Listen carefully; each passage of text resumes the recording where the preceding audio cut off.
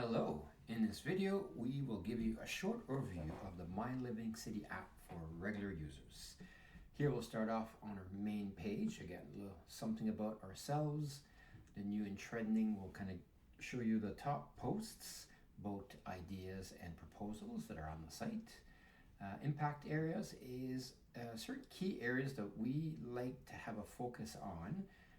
Nature, security, water and energy, manufacturing and waste, arts and culture, community and place. So really sustainability items. So if you click on these, you can read more about them. And at the bottom, of course, you can create your account if you don't already have one, take part in a discussion, and this is how you can click and start a post, an idea. So we'll go to the discussion page, which you can also reach on our conversation link over here.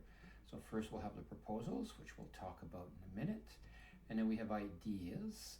So here we've got an idea we'll look at a bit more closely. This one's for complementary umbrella stations. So it'll show you all the, which neighborhood it's in, is it an idea or proposal, etc. This is ideas about having these complementary free umbrella stations in different part of a campus and a university. And then we'll see the student that proposed the idea.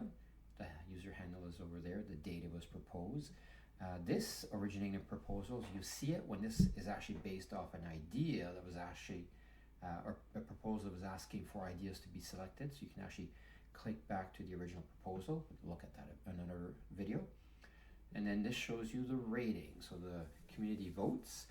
For this one, I've already voted, but you kind of vote from 1 to 5, whether you really like it or you don't like it or you're more neutral. So I put my vote, which added it to the strongly support because I like this idea. It'll show you how much positive to negative ratings there are, how many interactions, how many people have interacted with this idea, and it creates an average rating, which we use it to compare with other ideas to find out which ones have the most agreement in the community. And then there's also feedback. So for this one, I've already voted, but I could always change my vote if I wanted to, but I'll keep it because I kind of like these comments, or agree with these comments, I should say. And there's always the ability to submit a comment and then add to the conversation. There are things you can do with ideas. We can follow them. For example, I just followed this one. So this one I don't currently follow now, and now I'll be following it. And if there's any issues with the posts, if there's abusive, inappropriate language, spam, whatever that may be, we can flag it as a user, which will help our moderation feature of the site to make sure that we've got some good content. And that's basically what we'll find in an idea. And then we'll go back to the conversation page and we'll just look at a proposal. So same thing, it comes in this card format that shows you the highlight of the rating. So that's how we can see the rating of all the different cards. We'll have if it's a proposal or an idea, and we'll have a quick synopsis at the start, and then we can click to view the whole post. And then same thing, it'll give you an idea of what the category, which neighborhood.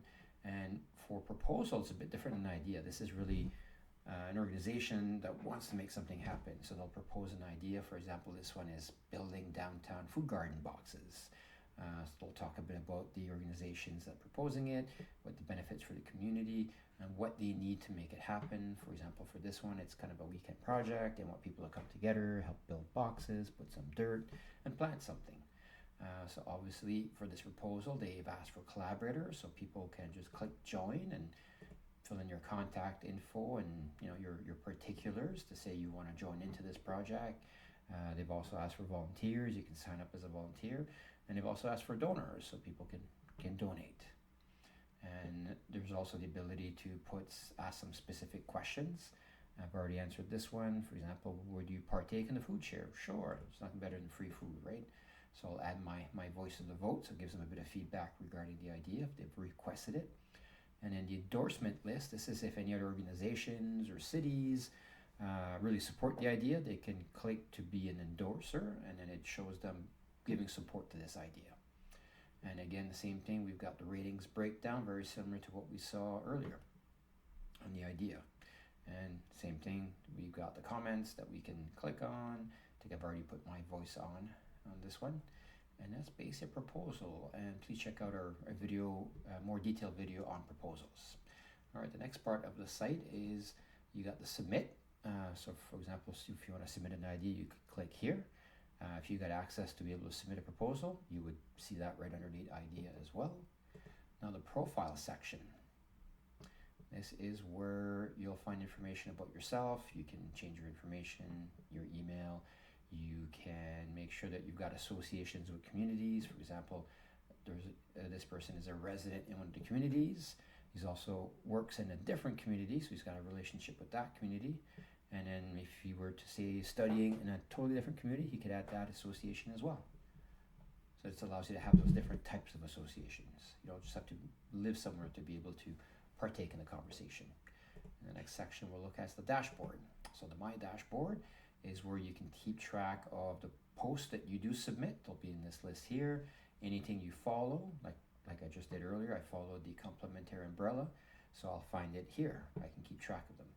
And then this new and trending area, this one has a bit of a filter, so you could literally see whatever you want to see. If you want to see things about specific impact areas, if you want to see specific type of categories, or even in specific areas, you can totally do that and filter however you like.